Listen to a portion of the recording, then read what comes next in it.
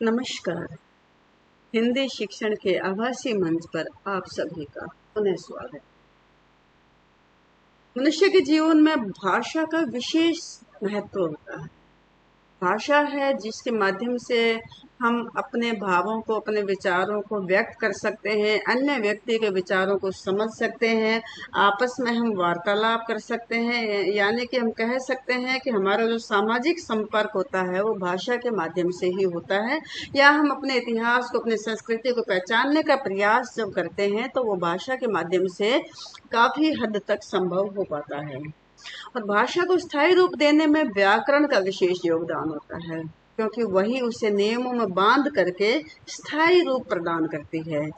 तो हिंदी व्याकरण के अंतर्गत जितने भी भेद भेद हैं, आज हम उनका अध्ययन करेंगे। और आज का विषय मैंने लिया है संज्ञा। संज्ञा यानी कि पृथ्वी पर उपस्थित प्रत्येक वस्तु का नाम, प्रत्येक गुण का, भाव का, धर्म का, कर्म का, सभी का जो नाम होता है वो संज्ञा कहलाता है। तो हम कह सकते हैं कि संसार में उपस्थित प्रत्येक वस्तु का नाम संज्ञा कहलाता है। नाम से ही तो अस्तित्व होता है, नाम ही व्यक्ति की पहचान बनती है। और नाम से ही हम कह सकते हैं कि हम किसी को भी संबोधित कर पाते हैं। अर्थात संक्षेप रूप में इसका नाम आ जाए तो हम कहते हैं वह संज्ञा है। नाम यानी कि संज्ञा। तो इसकी परिभाषा बनती है कि किसी भी प्राणी, वस्तु, स्थान, गुण, भाव आदि के नाम को संज्ञा कहा जाता है। कोई भी व्यक्ति है, कोई भी वस्तु है। व्यक्ति यानी कि जो प्राणी है, समूह होता है। जैसे किसी भी व्यक्ति का नाम आप लेते हैं। वस्तु यानी कि कोई पुस्तक है, कोई अन्य पदार्थ है। स्थान यानी कि किसी भी जगह का। गुण यानी कि हम उसकी विशेषता के बारे में बात करते हैं। भाव यानी कि जो हमारे अंदर जो विचार उत्पन्न होते रहते हैं, उन सभी को संक्षेप रूप में उन सभी के नाम को संज्ञा कह लेते हैं। और यानी कि प्रत्येक वस्तु, स्थिति, गुण, दशा, भाव इत्यादि के नाम को हम संज्ञा कहते हैं। और संज्ञा में भी कई तरह की स्थिति आती हैं और उन स्थितियों के आधार पर इसको तीन तरह के भेदों में बांटा जाता है। सबसे पहले है व्यक्तिवाचक संज्ञा, उसके बाद जातिवाचक संज्ञा और उसके बाद है भाववाचक संज्ञा। यानी तीन तरह की संज्ञा होती है, तीन भेद होते हैं। और सबसे पहले है व्यक्तिवाचक संज्ञा। इससे आप समझ सकते हैं कि व्यक्तिवाचक यानी किसी व्यक्ति विशेष को प्रदर्शित करने वाले, व्यक्ति विशेष का बोध कराने वाले, जिस संज्ञा शब्द से किसी एक ही, यहाँ पर आपको समझना पड़ेगा कि ये एक ही व्यक्ति यानी एक ही वस्तु, एक ही पदार्थ का बोध कराएगी, ये एक विशेष का बोध कराएगी, सामान्य का नहीं होगा।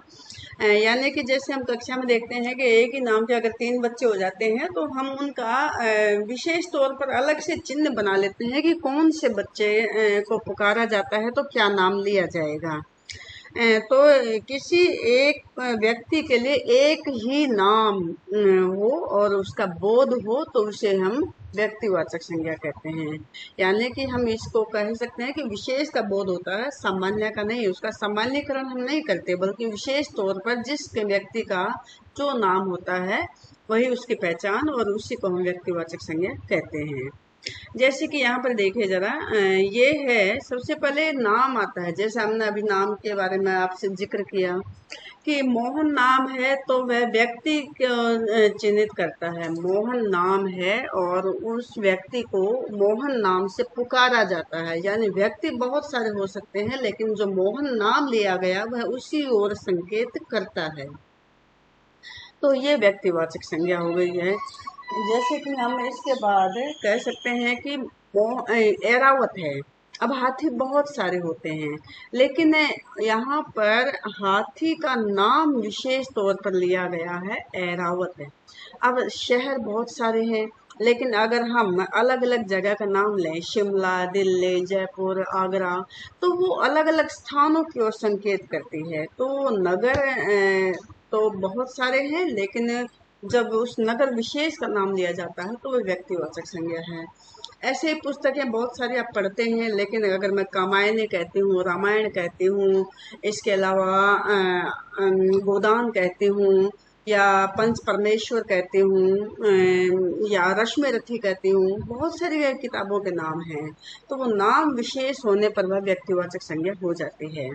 और नदियाँ आप बहुत सारी देखते हैं, लेकिन यह उनको अलग अलग तौर पर जाना जाता है तो व्यक्तिवाचक संज्ञा होता है। जैसे गंगा नदी, यमुना नदी, ब्रह्मपुत्र नदी होती है। तो नदियाँ बहुत सारी हैं, लेकिन उनको नाम के अनुसार पहचाना जाना वह व्यक्तिवाचक संज्ञा है। इसी तरह से देश है, समाचार पत्र है, उनके आधार पर आप व्यक्तिवाचक संज्ञा को पहचान सकते हैं। जैसे दिशाएं होती हैं, दिशाएं उनको अलग नाम हम देते हैं, दक्षिण दिशा, उत्तर दिशा। तो दक्षिण अगर हम कहते हैं तो वो व्यक्तिवाचक है, और केवल दिशा कहते हैं तो वो व्यक्तिवाचक नहीं है। इसी तरह से खेलों और जो त्योहार होते हैं उनके बारे में हम कह सकते हैं कि वो कब व्यक्तिवाचक संज्ञा कहलाती है।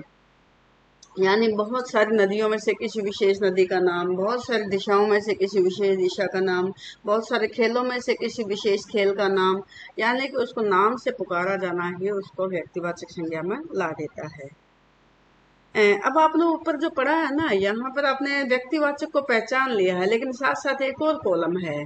यहाँ पर आप देख सकते हैं कि एक और कॉलम आया है, और उस कॉलम में जो बातें दी गई हैं, जो शब्द दिए गए हैं, वो जातिवाचक संज्ञा से संबंधित हैं। तो जातिवाचक में जो जैसे व्यक्तिवाचक में विशेष का बोध होता है, उसी तरह से जातिवाचक में सामान्य का बोध होता है। तो जिस संज्ञा शब्द से किसी जाति के संपूर्ण प्राणियों, वस्तुओं, स्थानों आदि का बोध होता है। संपूर्ण प्राणी यानी कि जैसे हम कहते हैं मानव, संपूर्ण प्राणी जैसे हम कहते हैं हाथी, गाय, कुत्ता, बैल, चूहा, शेर, यानी कि ये जो नाम लिए गए, शब्द बोले गए, ये किसी विशेष का बोध नहीं कराते हैं, बल्कि ये उससे की पूरी जाति का प्रतिनिधित्व करते हैं। ऐसे ही वस्तुएं जैसे सोना, चांदी, दूध, पानी, ये नाम लिए जाते हैं, तो वो क्या कहलाता है, एक तरह से उसके पूरी जाति का बोध कराता है। और जैसे ऊपर हमने नाम लिया था स्थान, जैसे हमने शिमला का नाम लिया था, तो इसी तरह से जो शिमला तो व्यक्तिवाचक हो गया, लेकिन अगर हम नगर बोलते हैं तो वो बहुत सारे नगरों की एक जाति का बोध कराता है। तो जिस शब्द के बोलने से सामान्य का बोध होता है और उससे संबंधित पूरी जाति का बोध होता है, तो उसे हम जातिवाचक संज्ञा कहते हैं।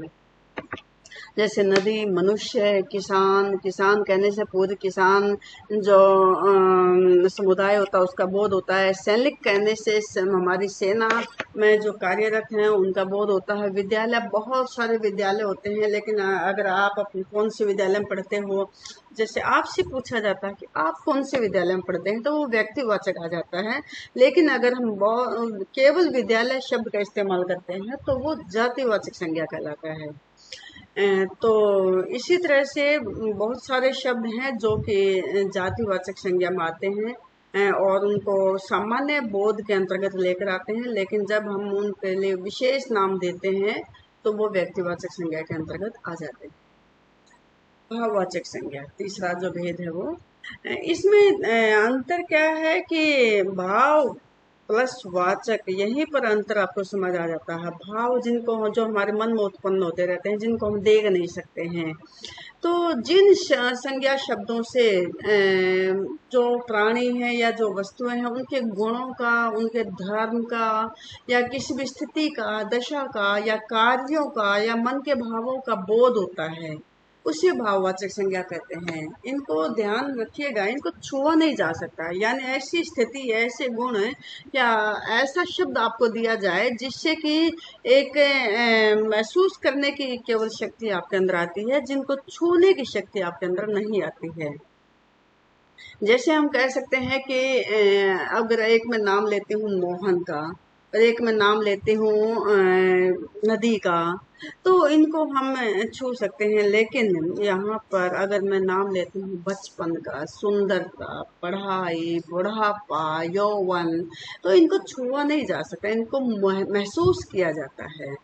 तो ये भाव यानी कि जो प्रत्यक्ष तौर पर हमारे सामने केवल एक काल्पनिक स्थिति में उत्पन्न होते हैं, उनको हम भाववाचक संज्ञा कहते हैं, जिन्हें हम प्रत्यक्ष तौर पर छू नहीं सकते हैं, महसूस कर सकते हैं लेकिन छुआ नहीं जा सकता है, तो उनको हम भाववाचक संज्ञा कहते हैं।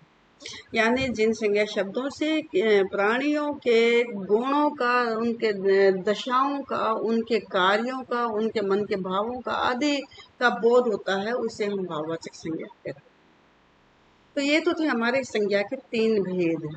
अब भाववाचक संज्ञा का निर्माण कैसे कैसे होता है, क्योंकि जब भी आप पद परिचय की बात करते हैं तो उसमें आपको पहचानने के लिए कहा जाता है कि संज्ञा तो आप पहचान लेते हैं, लेकिन आपको जब कहा जाए कि इनमें से ये संज्ञा का भेद कौन सा है, तब आपको मुश्किल आती है कि वो आप उसे व्यक्तिवाचक को तो तुरंत पहचान लेते हैं, जातिवाचक को भी, लेकिन भाववाचक को पहचानना थोड़ा मुश्किल होता है। तो इसलिए भाववाचक संज्ञा कैसे बनाई जाती है, इसके बारे में हम बात करेंगे।